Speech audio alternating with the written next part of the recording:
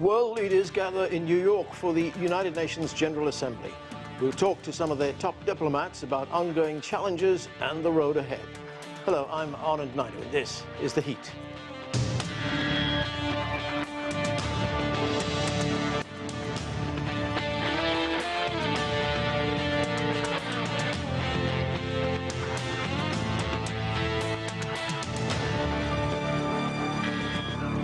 The 79th session of the United Nations General Assembly opened Tuesday with urgent calls for action.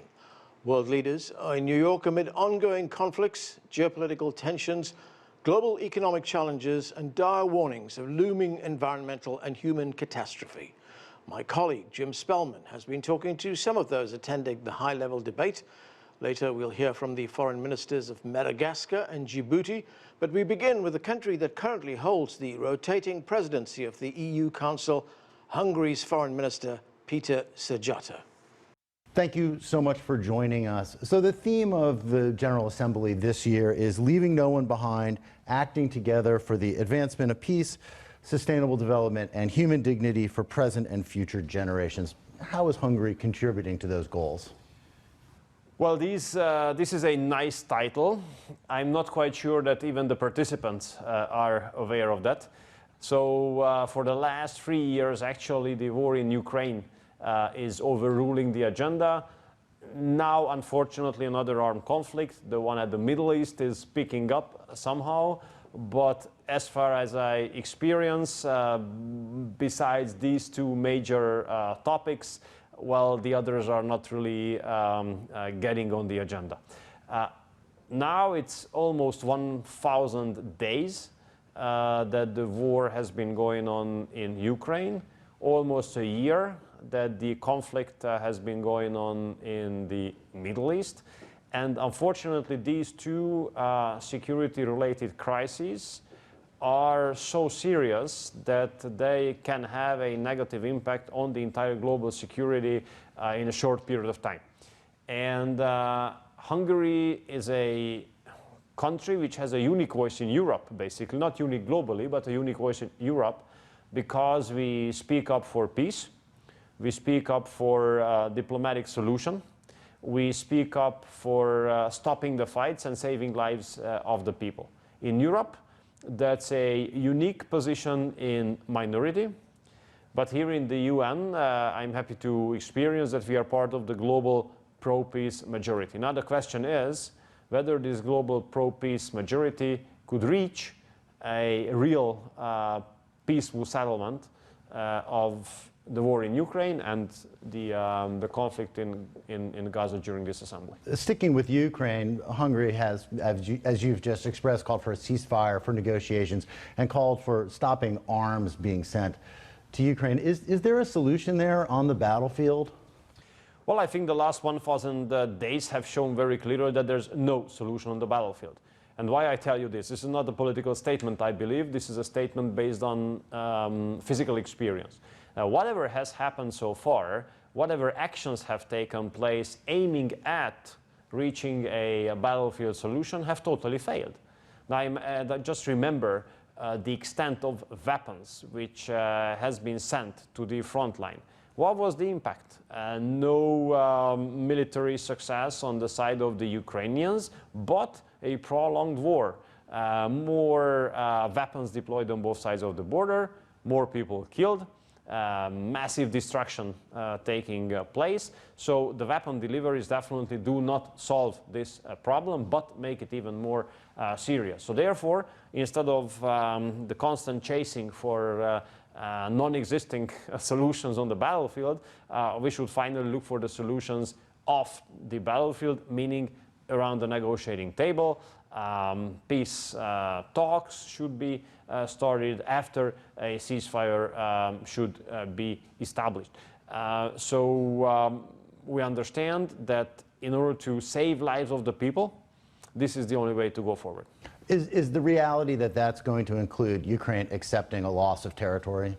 Well, actually, what we think is that territorial integrity and sovereignty are phenomena which must be respected by everyone.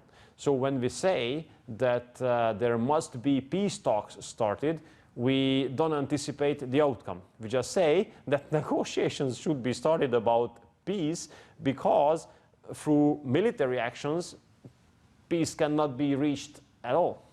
The two other big conflicts being discussed here, Sudan, and then Gaza, and now increasingly Lebanon. How does Hungary approach those issues? Oh my God, so since the conflict has broken out last October in the Middle East, we always had a fear, we always had a concern about escalation. And escalation always comes through dragging another country in. That's always the first step, right? And our understanding is that if there's another country pulled into this conflict in the Middle East, the conflict will not stop at the border of that newcomer country, let's put it this way. So therefore, if this conflict is escalated towards Lebanon, it will not stop at the borders of Lebanon. So we have two concerns here. One, that the Lebanese people will suffer, although they have no responsibility in this war. And number two, that the war will be escalated beyond Lebanon as well. And that would be very, very bad news. You spoke about some of the challenges the UN faces in addressing these issues. After the Summit of the Future, the Pact for the Future, do you think the UN can change to become more effective, that multilateralism can once again become a more important mechanism? I think it depends on one major issue. Whether UN could return to the function it was originally established for. Because nowadays my feeling is that some of the countries, and I regret to say basically our allies, they consider UN as an organization of like-minded countries. But UN has not been established to be an organization for like-minded countries. That's European Union or NATO, but not UN. UN was established to provide a platform based on which everyone can talk to everyone about everything. And even countries who are hostile with each other, are in war with each other, hate each other, here it's legitimate to meet and to talk. That's what UN was created for. But this function kind of has lost in the last period of time. And I give you my personal experience. So the EU foreign ministers usually start here with a gathering on Monday as the week starts. And now, lately, we were supposed to get a line to take, what kind of position we should represent here. We were supposed to submit the list of bilateral meetings of ours with the European Union, and there were supposed to be some restrictions, you know, with whom not to meet and about what not to talk. So, I mean, these are so unacceptable for us, because there we should talk to countries with which we do not agree on everything, if not here. So I think UN should provide a basis for like Russian-American talks, like Russian-European talks, like Chinese-American talks. So I mean, countries who are hostile with each other should talk to each other here, because here it's legitimate, and it could, you know, and it could offer a good chance for a successful outcome. But in the recent years, with all these war psyche in Europe, with all these liberal mainstream taking over, with all these push against the patriotic governments and forces, somehow this function of the UN is getting lost. So sticking with Europe, Hungary holds the rotating presidency of the Council of the European Union. What are the challenges that have come with that role? Look, you see that we are under very heavy attack for what we have been doing as presidency, because we believe that in order to utilize our capacities, we would have been happy to contribute to bring the war in Ukraine to its end. And since we still have an outreach, not only to Kiev, but to Moscow, to Beijing, to Mar-a-Lago as well, we would have offered this capacity of ours. And, you know, instead of respecting this, we were attacked like hell. Why we are negotiating with the Russians, why we're negotiating with the Chinese, why Prime Minister is meeting President Trump. although I think this is the duty of a politician like our Prime Minister, who still has the capacity to reach out to all sides. Because nowadays the problem is that the world is getting organized into blocks. And that's bad. That's bad. And here comes our experience. We lost 4 decades of our lives because of being stuck in this world being divided into blocks. And we don't want this age to come back. We want the world to be characterized by connectivity, by fair international cooperation, where dialogue is the main tool, where the respect is reciprocal. But we are getting far away of that, unfortunately. Do you think there's a real threat of a new Cold War? Well, I think there is. It's not only a chance, basically. It's becoming a reality, unfortunately. Because, I mean, look, if countries between East and West are not able to talk to each other, if there's such a hostility in international relations, that's something what we experienced during Cold War times as well. And I do hope that a similar kind of situation can be avoided. But I have to say that game changer from this regard might be the beginning of November here in this very country. So yeah, tell us a little bit more about your position. Many people here would never stake out a position, but you've been pretty clear that you would welcome a second Donald Trump presidency. You know, here you have to be very precise, because we do not accept anyone interfering into our domestic issues. That does not hinder, many to do it, but at least we don't accept. Therefore, we definitely don't want to. We don't want to interfere in the domestic issues of others. It's up to the Americans to decide. But we really consider politics as a job based on experience. And our experience is very clear. When President Trump was in office, US-Hungary relations were in their top form. When the Democrats have been in power, US-Hungary relationship is very deep. When President Trump was in office, things in the world security-wise used to be under control. Now we see the current global security situation, which is deteriorating. So if you ask me what would be better from the perspective of the US-Hungary relations, what we would see as a better option from the perspective of global security, I would say, based on experience, is President Trump, obviously. So it's up to the Americans to decide, but from these two perspectives, bilateral relations, security, globally, President Trump would be definitely the good option. You've spoken about Hungary's unique position in Europe, and certainly Viktor Orban takes a different approach to the job than some of his counterparts around Europe. I want to read you a post he made on X. "We don't represent progressive ideas, we represent the people. We are the worst nightmare of the Brussels bureaucrats." What does that mean, and what can you tell us about Hungary's approach to the rest of Europe?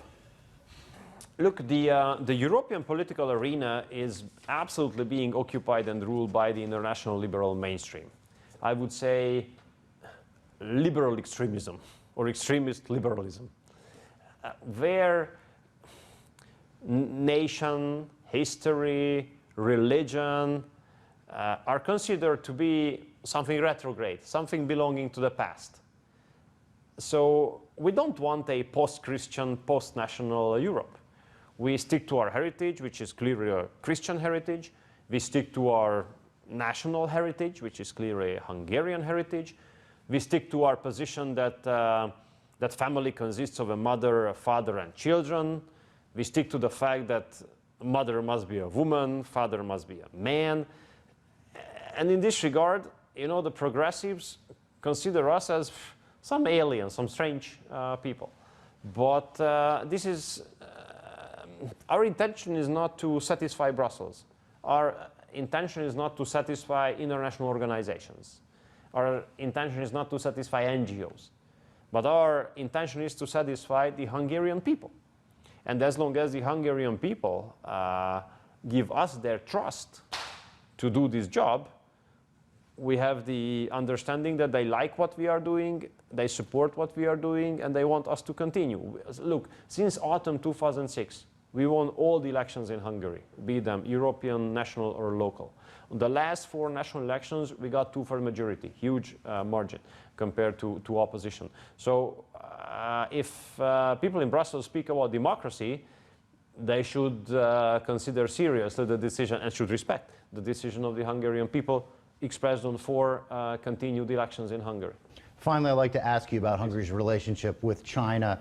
Earlier this year, the Chinese President Xi Jinping made his first trip to Europe in 5 years. He was sure to stop in Hungary, and there are huge amounts of Chinese investment in Hungary, and both leaders have elevated the relationship to an all-weather, comprehensive, strategic partnership. What can you tell us about the importance of that bilateral relationship?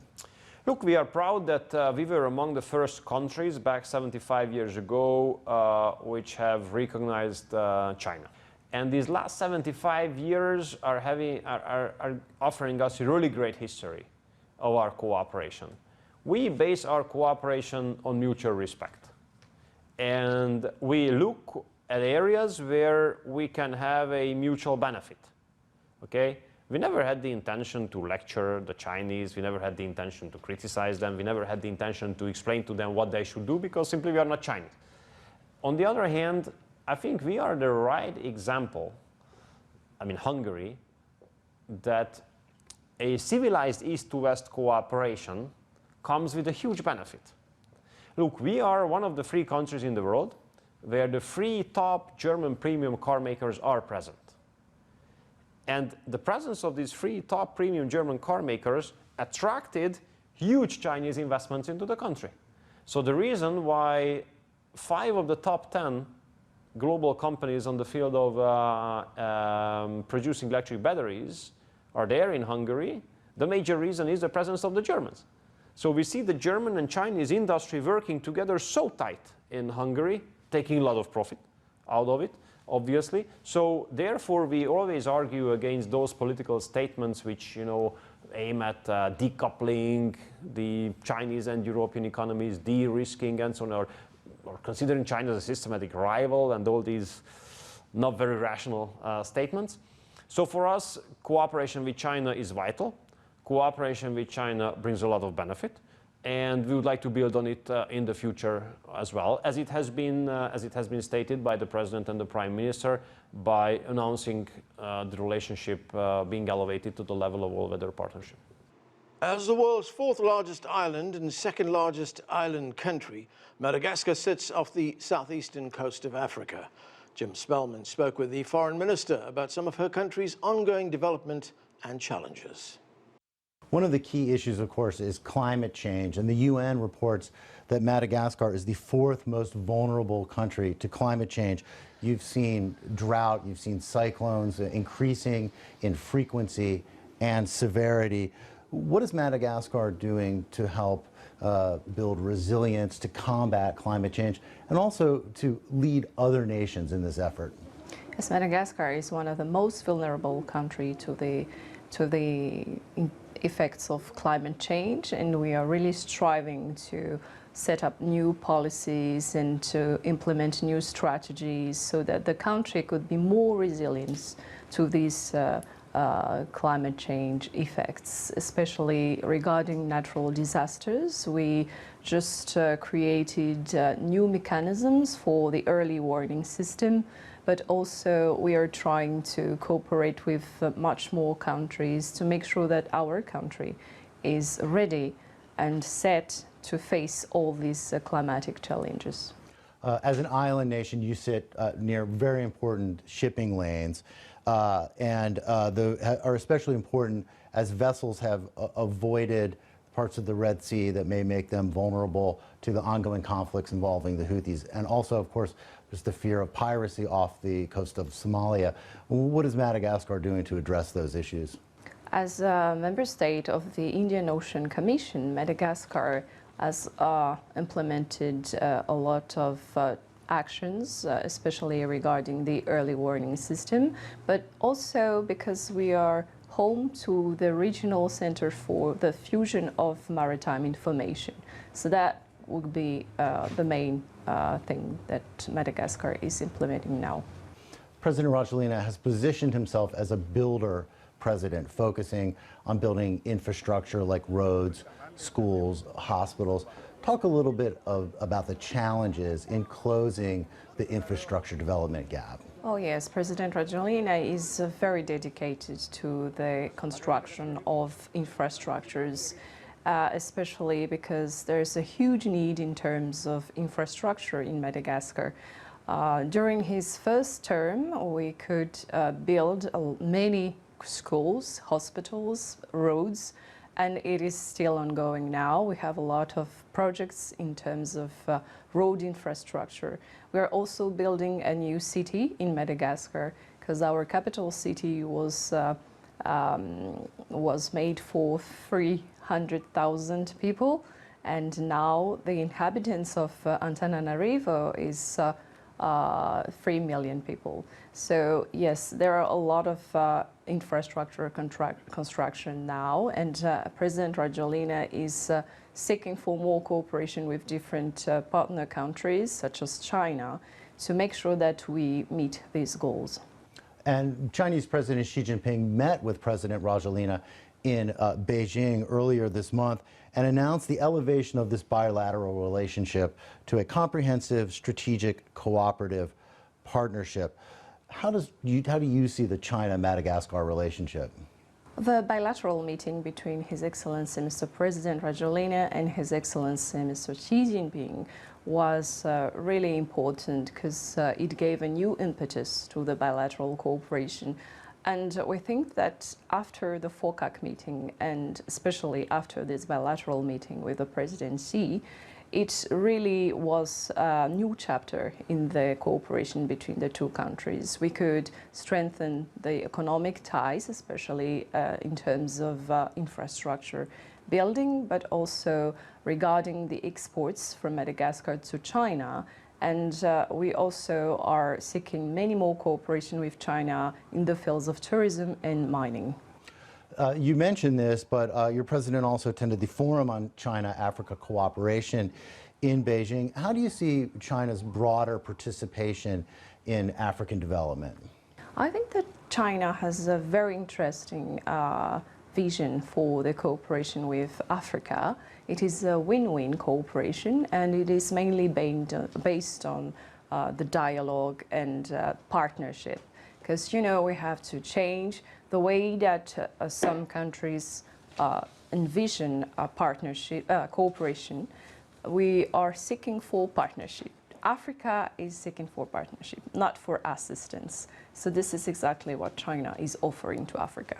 I'm going to ask you one more question. Just when this UNGA is over, what are your hopes? Because there's so much importance placed this year on building out multilateralism. What are your hopes for this year's UNGA? Well, Madagascar is really expecting more engagement, more commitments, of course, and we need to really make sure that all these speeches and remarks and all the statements could lead to more action, because we are seeking for more action. Definitely, we don't want promises, so we need action. Located on the northeast coast of the Horn of Africa, the tiny African country of Djibouti is a gateway to the Suez Canal, one of the world's busiest shipping routes. Foreign Minister Mahamoud Youssouf spoke with Jim Spellman about geopolitical tensions and the road to sustainable development. I think that the SDGs are at the center of our, let's say, programs for development as a developing country. But we still believe that the performance that we have achieved so far are not satisfactory. This is the impression of many developing countries. The main reason is, of course, the availability of resources, financial resources that are requested to finance our programs are missing. The second, obstacle to the achievement of SDGs is the fact that the global scene is upside down. We're seeing polarization, so many conflicts, especially on the African continent. We do have to deal with radical movements, terrorism in the Sahel. All these phenomena disrupt the process of development, achievement of SDGs. So we are struggling. We are not saying that we can achieve them soon, but at least we are working for it. China and Djibouti have had a relationship now for 45 years, bilateral relations. What do you make of how that relationship has evolved, especially perhaps in the last 10 years or so? Very good. They are very good. We have a strategic partnership with China.